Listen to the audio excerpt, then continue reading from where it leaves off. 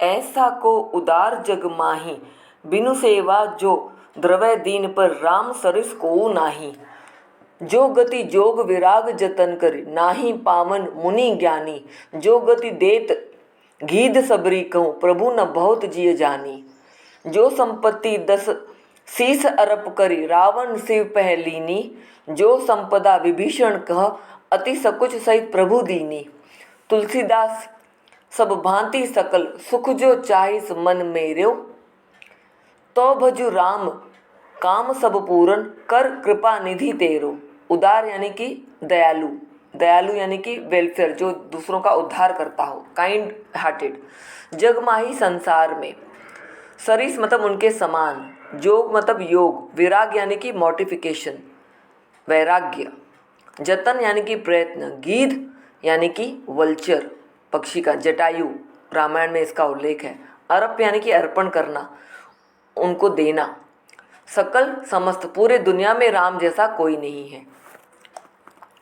तुलसीदास जी कहते हैं उनके श्री राम बहुत दयालु हैं, उनके समान उदार, काइंड हार्टेड दूसरा कौन होगा, क्योंकि वो तो बिना सेवा किए ही गरीब पर दया दिखाते हैं। मतलब उनसे कोई उनकी सेवा करे ऐसा वो नहीं सोचते, उनके बिना ही वो गरीबों पर दया की भावना दिखाते हैं।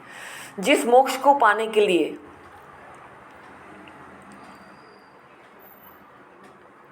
योगी मुनि तपस्या करते हैं, वह गति उन्होंने जटायु व शबरी को दी।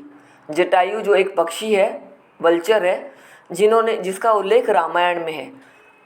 शबरी भी का भी उल्लेख रामायण में है।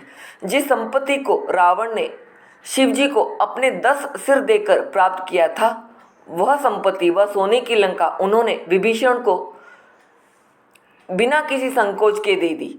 तुलसीदास जी कहते हैं कि मेरा मन जो भी सुख चाहता है वह राम की कृपा से मुझे प्राप्त है। इसीलिए श्री राम का भजन करो, उनकी भक्ति करो, तो तुम्हारे भी सब कार्य पूर्ण होंगे, क्योंकि राम जो है कृपा सागर है। जटायु गिद्ध जाति का पक्षी था, जिसने रावण से युद्ध किया था। जब वह सीता को हर कर ले जा रहा था, जब सीता का किडनैप करके रावण उसे ले गया था, तब जटायु पक्षी ने ये देख लिया था और उसने भी रावण से युद्ध किया था सीता को बचाने के लिए। शबरी नामक भीलनी ने राम को अपने जूठे बेर खिलाए थे। वह राम की परम भक्त थी, इसलिए जूठे बेर भी राम ने उसके सहर्ष खुशी खुशी खा लिए थे। ऐसों को उदार जग माही, पंक्ति के आधार पर किसकी उदारता की बात की जा रही है, उनकी उदारता की क्या विशेषताएं हैं।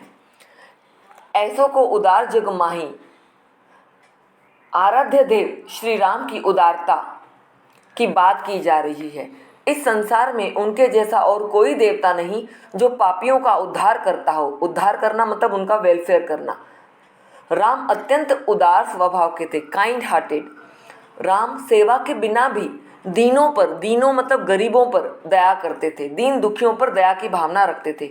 उनकी दशा देखकर, उनकी हालत देखकर, उनकी ऐसी बुरी अवस्था देखकर राम का हृदय पसीज जाता, उनका दिल मेल्ट हो जाता और वे उनके दुख दूर कर देते।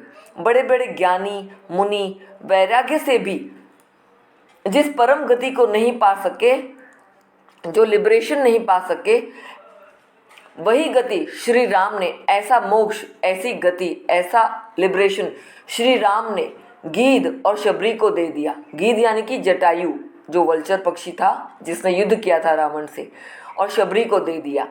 जिस संपत्ति को रावण ने शिवजी को 10 शीश चढ़ाकर प्राप्त की थी, रावण ने अपने 10 शीश शिवजी को अर्पण करके उनसे शक्तियां हासिल की थी, उससे संपत्ति हासिल की थी, वही संपत्ति जब रावण युद्ध हार गए तब उस संपत्ति को श्री राम ने विभीषण को दे दी।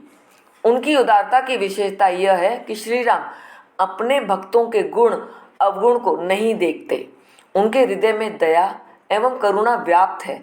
वे दीन दुखियों पर बिना सेवा के ही प्रसन्न हो जाते हैं। उन्हें सेवा भाव की अपेक्षा भक्ति भाव अधिक प्रिय है। इसीलिए तुलसीदास राम को कल्याणकारी देव के रूप में स्वीकारते हैं। गीध और शबरी कौन थे? राम ने उन्हें कब और कौन सी गति प्रदान की? गीध, जटायु प्रसंग रामायण में वर्णित है। इनका जो इंसिडेंट है कि किस प्रकार जब रावण ने सीता का अपहरण किया था, किस प्रकार जटायु ने रावण से युद्ध किया था और सीता को बचाने की कोशिश की थी, इसका वर्णन अभी यहाँ पर किया गया है।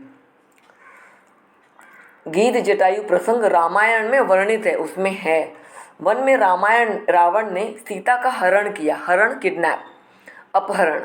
जटायु ने यह देख लिया था। सीता की रक्षा करने के लिए जटायु ने रावण से युद्ध किया।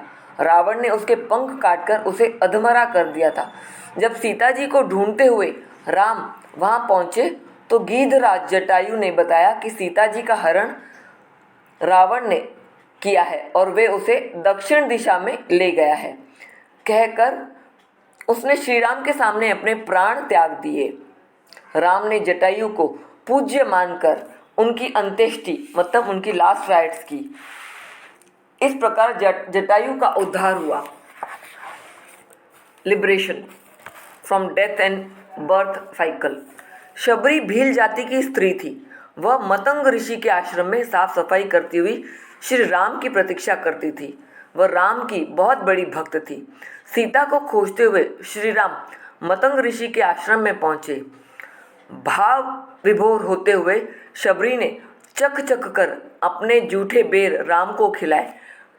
उसने यह सोचा कि राम को कोई कड़वा बेर न मिल जाए, कोई कच्चा बेर न मिल जाए, इसलिए उसने उन बेरों को चख चख कर जूठे कर राम को खिलाए। और राम ने भी बड़े प्यार से उसकी भक्ति देखकर, उसके इमोशंस देखकर, उसके फीलिंग्स देखकर उन्होंने भी वो जूठे बेर निसंकोच खा लिए थे। यह भी कहा जाता है कि राम कृपा से शबरी ने तेजस्वी शरीर प्राप्त किया तथा उस प्रांत को प्रकाशित करती हुई वह स्वर्गलोक में चली गई। उसे भी मुक्ति मिल गई।